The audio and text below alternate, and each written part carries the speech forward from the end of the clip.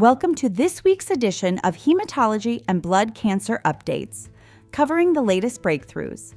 Brought to you by LucidQuest.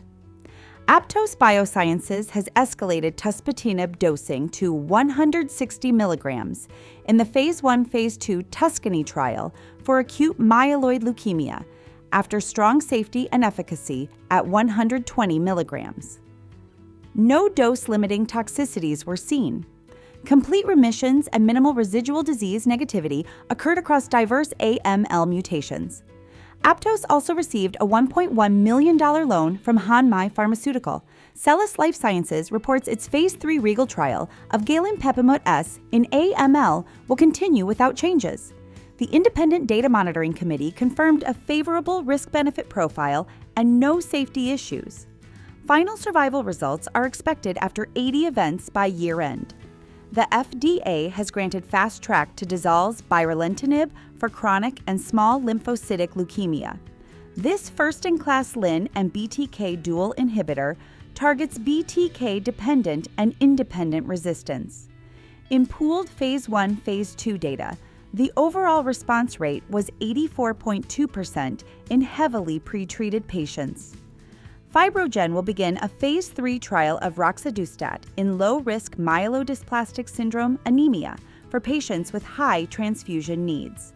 The FDA has agreed on the design.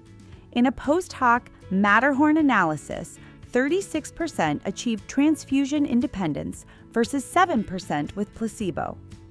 Genmab's epcoritamab with rituximab and lenalidomide met dual Phase 3 endpoints in follicular lymphoma, with a 95.7% overall response rate and a 79% reduction in progression risk versus R2 alone. FDA priority review is underway, with a decision expected November 30, 2025. The FDA has issued a complete response letter for Regeneron's odronextamab in follicular lymphoma due to site inspection issues, unrelated to efficacy or safety. In Phase 2, it achieved an 80.5% overall response rate and 74.2% complete response rate with durable results. Bristol-Myers Squibb's Breyanzi has been accepted for priority review in marginal zone lymphoma, with a PDUFA date of December 5, 2025. Transcend FL trial data show high, durable responses, potentially making it the first CAR-T approved for this use. Galapagos's GLPG 5101 has received RMAT designation for mantle cell lymphoma. Early Atalanta-1 data show high overall and complete response rates with manageable safety. RMAT status allows accelerated development and rolling review. Allogene Therapeutics will use fludarabine and cyclophosphamide lymphodepletion in its alpha-3 large B-cell lymphoma trial, closing the ALLO-647 arm after a treatment-related death. A futility analysis is planned for the first half of 2026. Agios's Pirukined has been approved in Saudi Arabia for thalassemia under the country's Breakthrough Medicines program.